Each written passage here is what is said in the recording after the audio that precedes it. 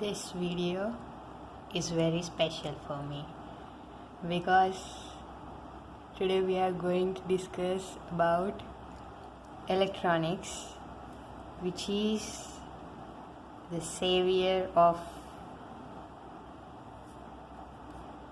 many things. Because of electronics, on the whole power consumption has gone down. Because of electronics, the technology has improved in such a way that everything was made accessible, and we experience the technology whatever that is present now. It's only because of this electronics. If it was only electrical, we wouldn't have been the way we are right now, and that is the whole credit that I would like to give it to the electronics. So in order for us to appreciate how what I'm saying is correct or what I'm saying is true, let us first discuss how it was in those days. Actually, I also don't know. I was not from that era, so I am just telling you whatever I have gone through, that's it. So in those days, starting it was all mechanical. Even before mechanical, they used to take help of manpower, like muscle power and animal power, horses and donkeys, all those animals, elephants. So to get the work done, they used to take muscle power before, and then mechanics came into the picture, then engines, then later on we entered into electrical era. After electrical, we entered electronics. Okay, so in this case it was completely natural and it was going great. We were not doing anything, we were doing what all is in our control. And here also in mechanical, the wear and tear, and it was great. After the invention of electrical power, I think we started spoiling nature a lot. We started consuming a lot of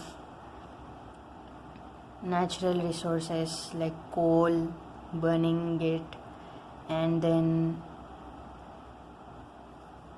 here in this, the power consumption was more. We were trying to make most out of the nature, whatever that is available for us. So if I simply take a switch, you can simply consider it switch here. In case of mechanical power, if you want to move something, you would do it by hand, or switching needs to be done by hand. Simply if you have to turn on or off, right? Then this whole thing is combination of electrical and mechanical.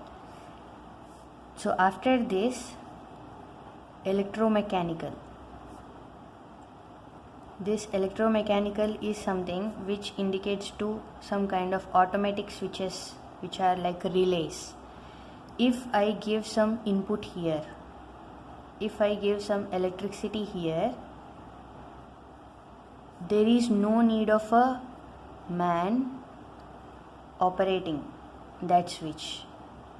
Simply electricity application would give me the on and off. That comes under electromechanical. Okay, so here we have to turn the switch on or off, the whatever we turn on and off.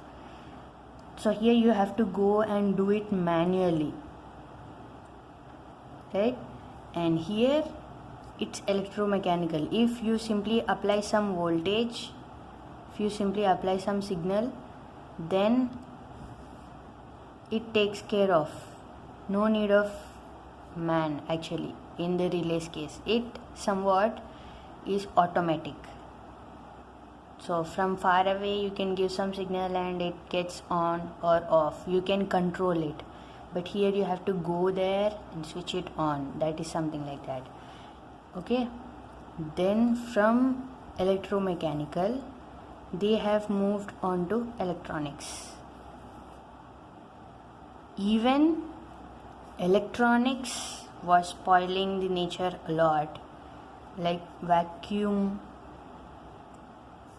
tubes were used in olden days to get the work done. So these vacuum tubes were used to make it switch on and off. So switching was done by vacuum tubes, and those were known as diodes, and then amplifiers, triodes, then picture tubes, cathode ray tubes. All those were coming under this section, which were consuming a lot of power, which consumes high power, needs thousands of volts for running this particular vacuum tube. They were of low voltage, maybe, I don't know, but they are clearly consuming a lot of power. They were dissipating a lot of heat. They need like thousands of volts to get that cathode ray heat electron gun to get heat up, and then thermionic emission to take place. I will discuss that in detail, but I want to give you the on the whole picture. Then it was very difficult to maintain. Those vacuum tubes used to blow out.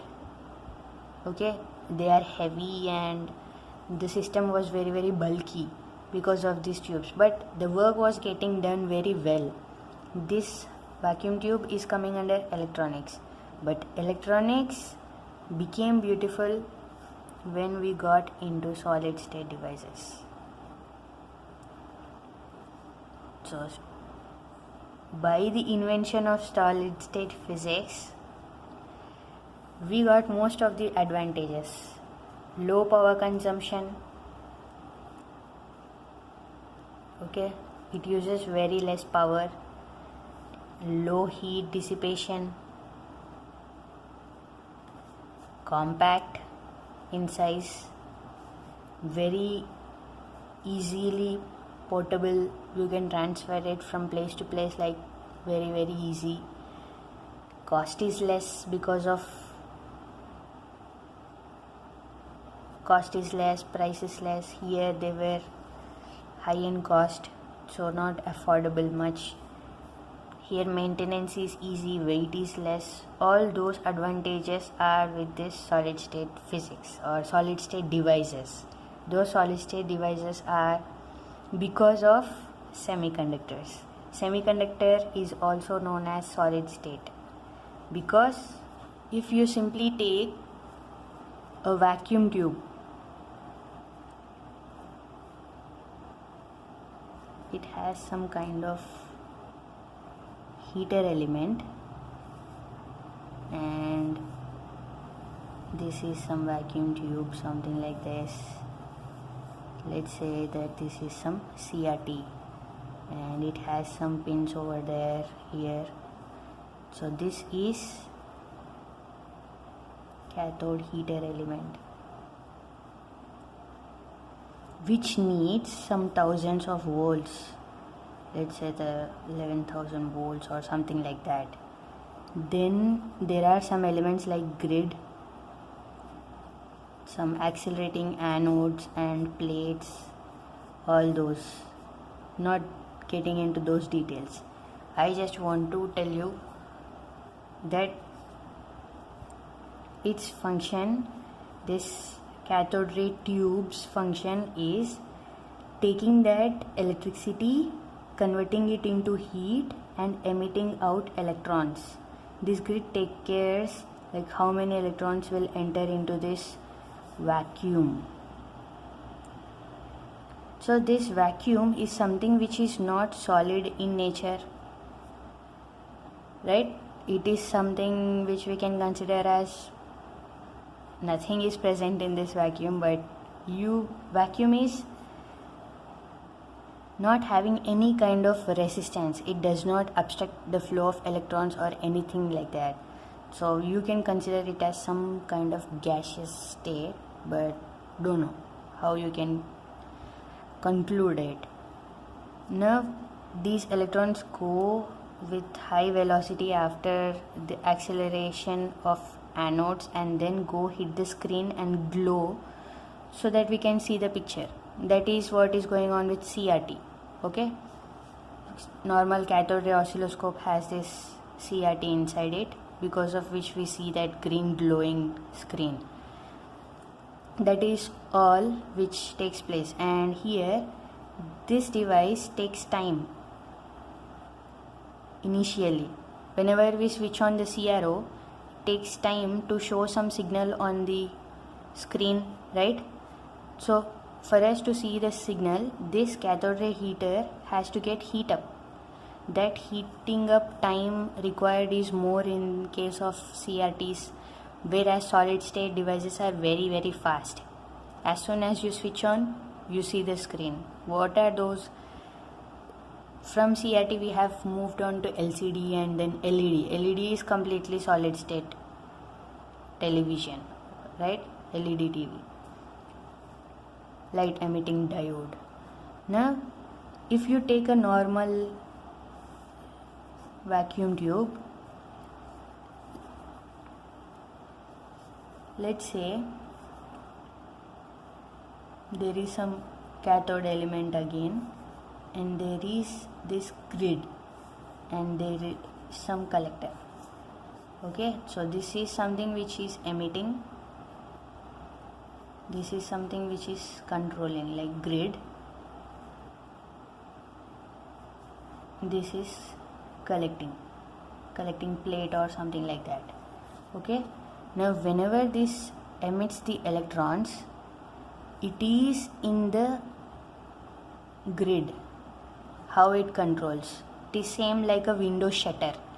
If you want the light to be in, then you open the shutter. If you don't want the light, then you simply close it. So in the same way,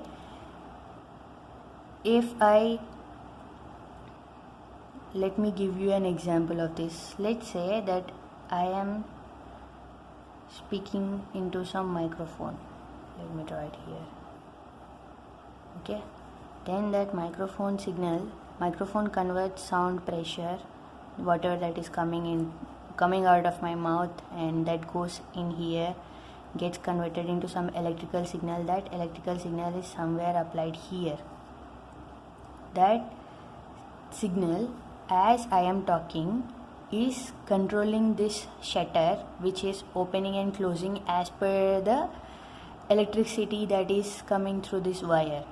That electricity is coming through this wire as per my volume, which goes high and low and pause where there is no sound at all. So whenever there is no sound, this completely shuts off. Whenever there is less, so like that, this control grid take care of the volume, how much volume should be going out. Then from here it is given to some speaker which amplified. The amplified version of the sound is heard. Okay, so whatever input that we are giving here, this emitter boosts up the signal that is coming through this, and this, whatever control is given to the grid, it gets amplified and collected by this plate. So whenever the shutter is open, the rush of the electrons is high. Whenever the shutter is closed, no electrons go from this side to this side. So as per the control on the grid, the electrons move from emitter to collector, whereby we hear that sound very clearly, because number of electrons that are increased here, volume goes high, the speaker runs very well and everyone is able to listen it. This is some kind of amplifier application using vacuum tubes, and these are known as triodes. Okay, now all these triodes are replaced by the transistors, and these transistors are semiconductor devices. And because of this transistor, the radio became portable. Sony transistor radio was the first transistor radio which revolutionized the whole world like anything. The radio became portable, easily movable from one place to another place. So like that, slowly radios and portable devices, whatnot, once IC is devised, once IC is designed, then we got onto the computer era, which changed the whole world like anything. So it's all credit that I would like to give to semiconductor devices, and I am happy that I am learning this subject in the first place.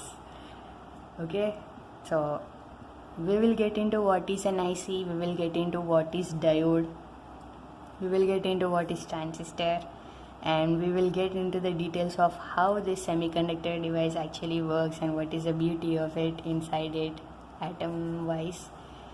So that is all about the electronics and the advantages of electronics, like how many advantages we have and how it actually revolutionized the whole technology that is going on right now. We have mobile phones, we have all this technology, and this pose that, and we should actually be happy learning this subject, electronics, and I am happy to teach this electronic fundamentals.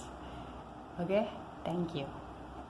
I know that it doesn't make much sense how electronics has developed the world or technology behind it. If you want to understand how it is actually helping, you would have to follow all the lectures and try to understand what is going on with solid state physics or solid state devices. So this semiconductors are completely solid state. There is no gas, there is no liquid, completely solid.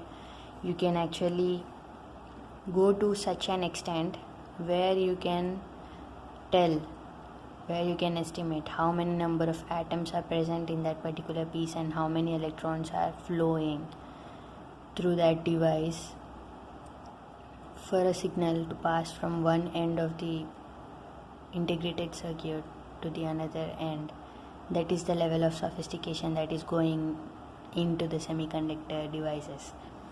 So what all we study is diodes, transistors, and various types of diodes, types of transistors, integrated circuits, basic level, and all that regarding how this is helping the aircraft or what is going on in the avionics section. Okay, but if we have to start from the basics, where do we get the semiconductor from? We get semiconductor from sand. Sand means silicon dioxide, SiO2. They take sand.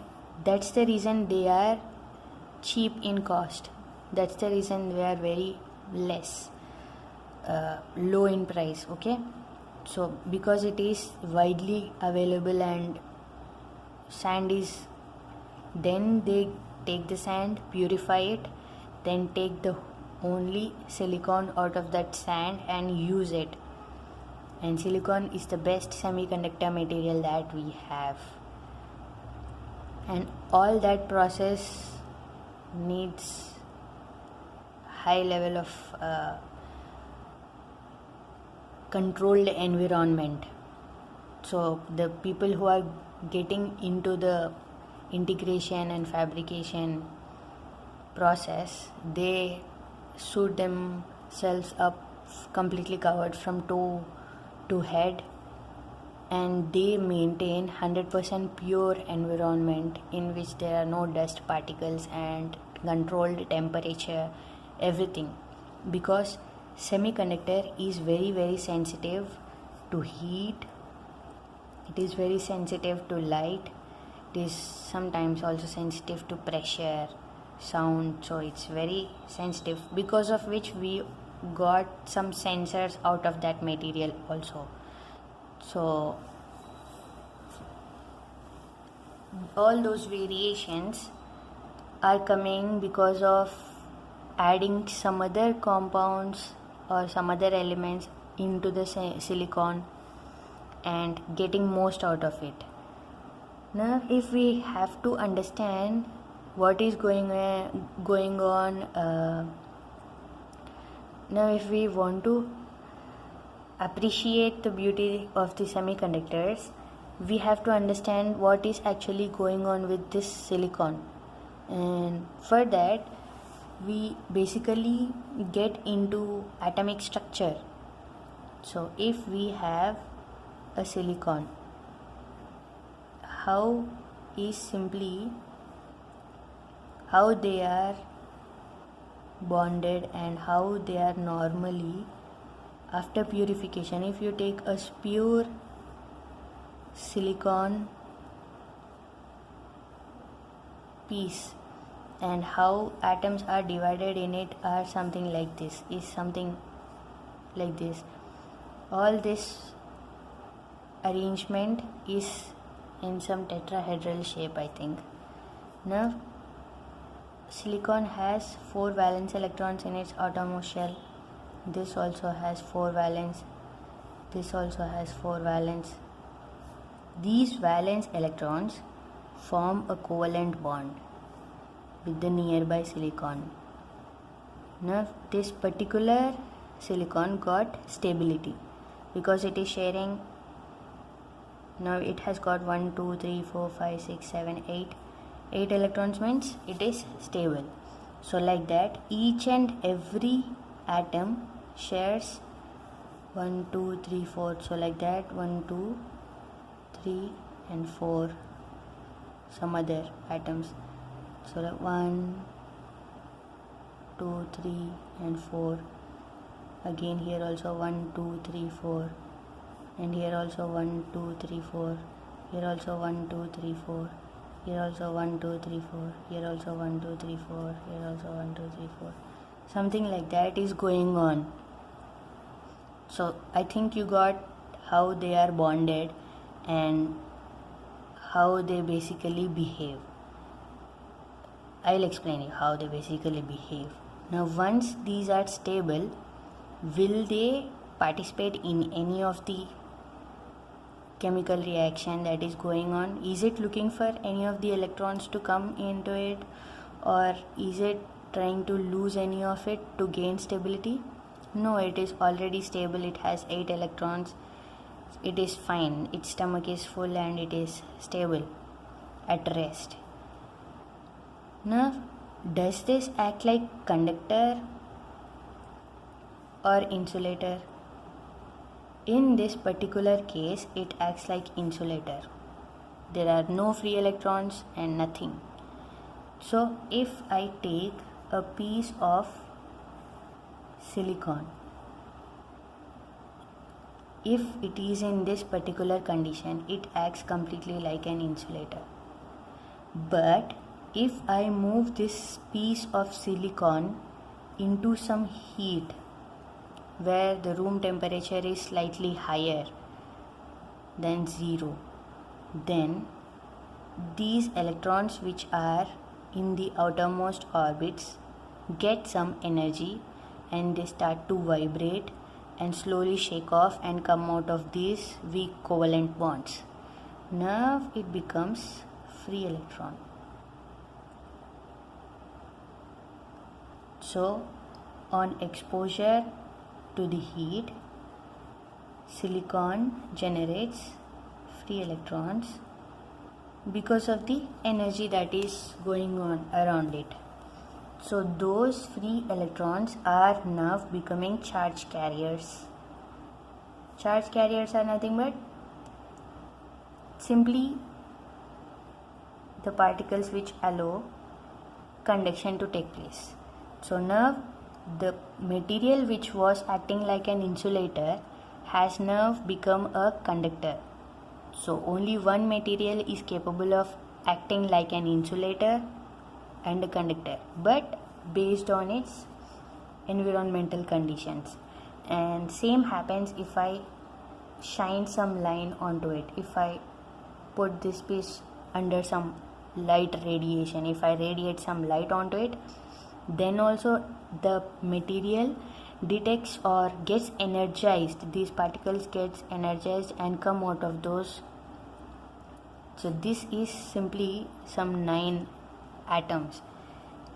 One small piece of silicon, which is of this small piece, that may have some millions and millions of atoms. So you can imagine what is going on. If there are millions and millions of atoms, at least you can say simply, if I put it in this room temperature, we can have thousands and thousands of free electrons that are coming out because of this particular temperature that is present in.